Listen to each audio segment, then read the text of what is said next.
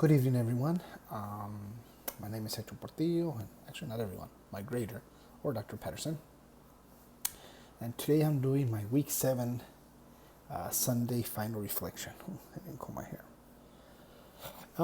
Well, first and foremost, I want to thank Dr. Patterson for teaching the way he does. And I'm not sucking up or anything, I'm just saying the way he teaches is freaking awesome.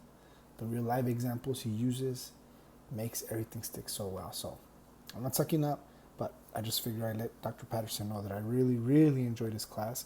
And this was probably, if not, one of the classes where I learned the most in all of the MBA programs. So, yeah, to let you know that. So, the things that I learned about in this class, I'm going to cover over two things that I'm going to be honest, and they really, really blew my mind. Okay? The first thing I want to cover is that I had never even thought about, but I can see how it plays an essential role, is the types of followers that there is and that we have, right? I had never thought about followers, right? Every time the person that gets the spotlight is the leader, right? Depending on what the type of leader he is. But as I read in one of the beginning chapters about the type of followers you can be, really, really caught my attention. So, with that in mind, I came up with my own conclusion, which it might be something that has already been spoken about. I haven't even researched it. But have we ever thought about the type of follower is actually what makes the type of leader? Okay? Now, what do I mean by that? Well, let's say you have a couple of exemplary followers. Let's say you have a couple of pragmatic followers. And maybe you have one or two passives, right? If there was a way to find out the combination of these, would it be a better fit to put a type of leader that would respond better to these types of followers? Okay? I happen to think that it would. Ever since I read this class and read this chapter and took this class, now everywhere I go, especially at work, I look around and I can see what type of followers we have.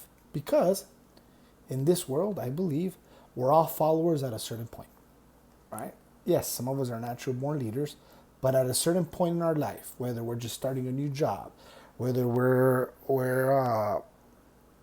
our culture dictates, right, that we follow our parents, that we follow our culture, that we obey our parents, we obey our culture, at a certain point, we are all followers. So, think about this.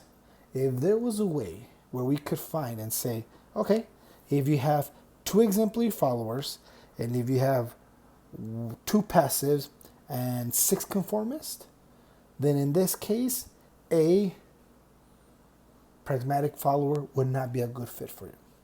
We would need another type of follower to be able to with them.